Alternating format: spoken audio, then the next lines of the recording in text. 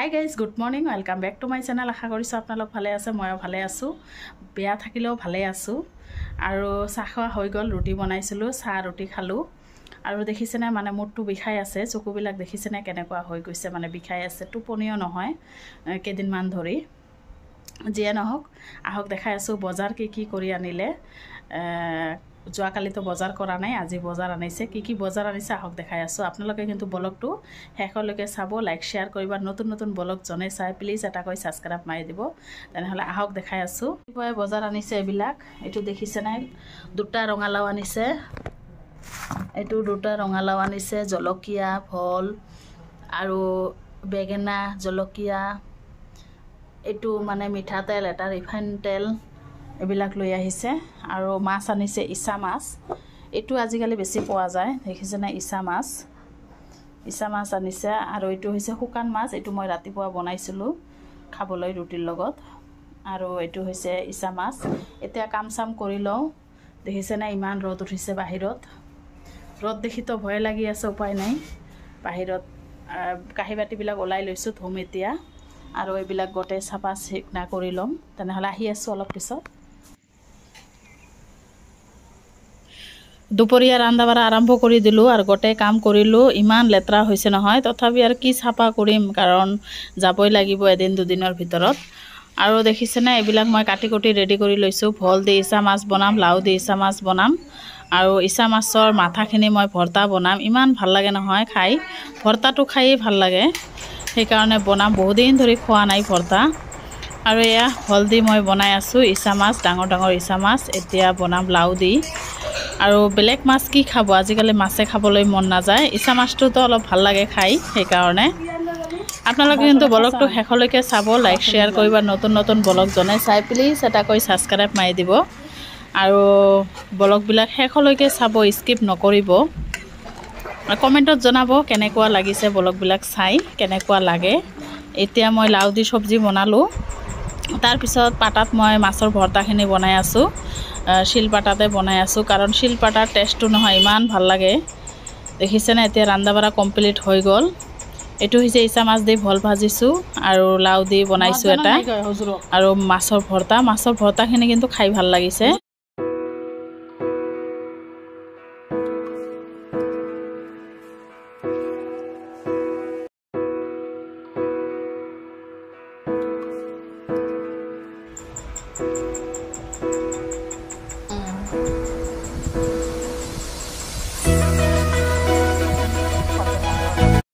Guys দুপৰীয়াৰ খোৱা দোৱা কৰিলোঁ।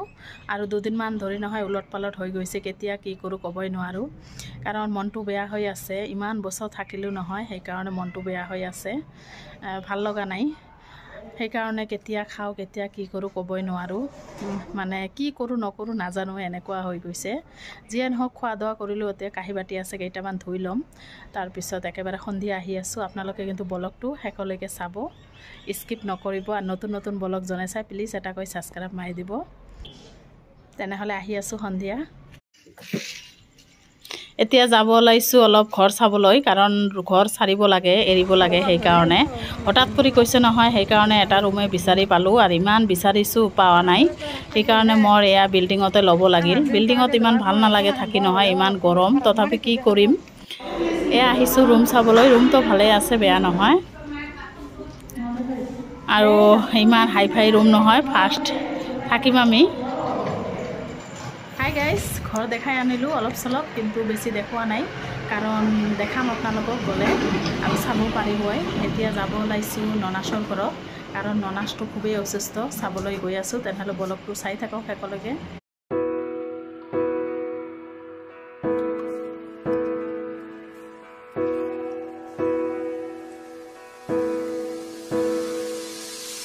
এতিয়া যাব লৈছোঁ ননাছৰ ঘৰত। আৰু ইয়াৰ ৰাস্তাতে মানে ননাছৰ ঘৰত যোৱাৰ আগত থানামূৰত ভাগিনাটো চাহৰ দোকান দিছে, সেইকাৰণে চাহ খালোঁ। ইমান ধুনীয়া চাহ বনাই নহয় তাই, ভাগিনাটো, সেইকাৰণে চাহ খাই ল'লোঁ। এতিয়া যাম, কাৰণ তাৰ মাৰ খুবেই বেমাৰ, অপাৰেশ্যন কৰিব লাগিব, গলব্লাডাৰ হৈছে।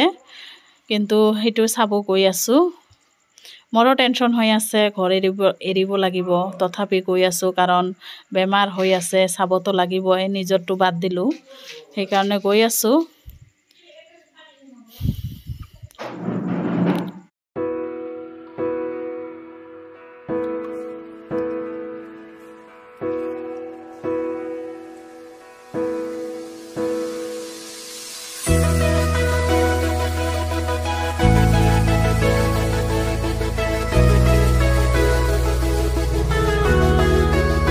সেই পালোঁ আৰু এয়া ননাছটো মানে পেটৰ বিষত ইমান মানে চিঞৰি আছে নহয়, এয়া বেজি এটা মাৰি দিলে।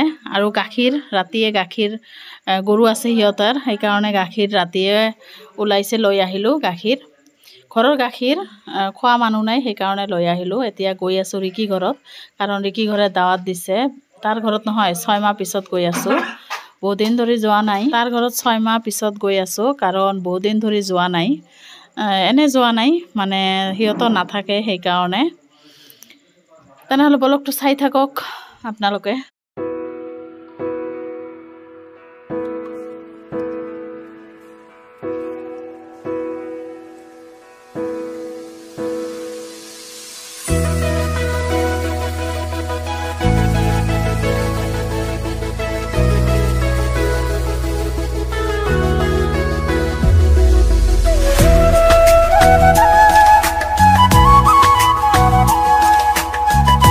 ৰিকি ঘৰত আহি পালোঁ আৰু ভিতৰত সোমাই যাওঁ, আৰু ইহঁতৰ 2টা গেট নহয়, বহুত দিন পিছত আহিছোঁ আজি। সিহঁতে মানে কি কৰি আছে, সোমাই যাওঁ এতিয়া। আৰু এয়া আছে সিহঁতে, যাৰ যাৰ ঘৰত সিহঁতে বহি বহি আছে। আৰু ল'ৰাটো আগতে আহিছে, তাক থৈ গৈছিলোঁ, ননাছৰ ঘৰত গৈছিলোঁ যে, তাতে থৈ গৈছিলোঁ। আৰু ৰিকিয়ে এয়া চব্জিবিলাক গৰম দি আছে, কাৰণ ভাত ওলাব আৰু 11টামান বাজে, সেইকাৰণে।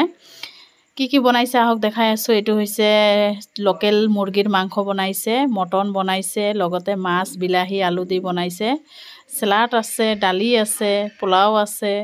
ইমান ধুনীয়া ধুনীয়া বনাইছে নহয় তাই। খালি এতিয়া ভাতকেইটা খাম, এয়া ওলাই আছে, কাৰণ বহুত দেৰি হৈ গৈছে, 11টামান বাজে, সেইকাৰণে।